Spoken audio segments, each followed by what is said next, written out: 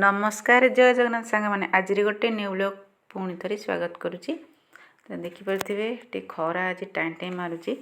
आज पखाल ना आज बिना पखाल आज गरम भात।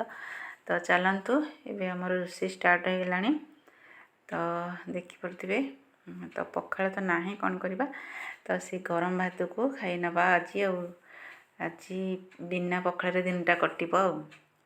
तो ये आम धनिया पत्र बाहरी होता तो धनिया पत्र आणिकी सब बछा बची कर रखीदे से चटनी भी करूँ ना तरकारी सब जहाँ पकई कथा पकई पारू रखीदे घर रखाई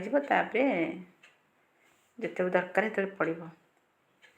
तो ये देखिपे आमर भात सहित कमला बा कांधिया तो कौड़े कौन कहती आम आड़े कहती कांधिया कमला से चकटा हो पाग लुण लंका रसुण देकी मंथा हो गले टेस्टा अलग पखाल सहित सहे सरे जीव।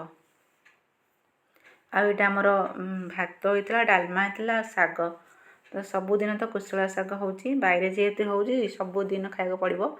तो शीत दिन तो सेटा कुशला शाग मिले तो हुए ना खरा दिने खड़ा शाग तो सरीगले गला अल्प किसी रही आम बाहर शागटा केते दिन हम के जानी।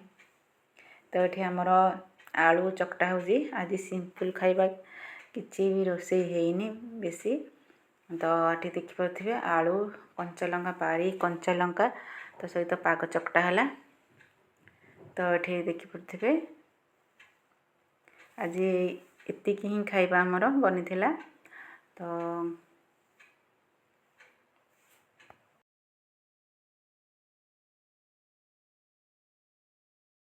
तो भात डालमा शाग खटा आमर मिक्स तरकारी गोटे शाग कांधिया बा कमला पाग आलू चकटा। तो ये जानीपे आमर कालीर खाई सब थिला तो भोजी माने खाइबा तो से को आम खाऊँ। तो आज बिना पखाल तो इटिंग हो तो चलतु खाइबा।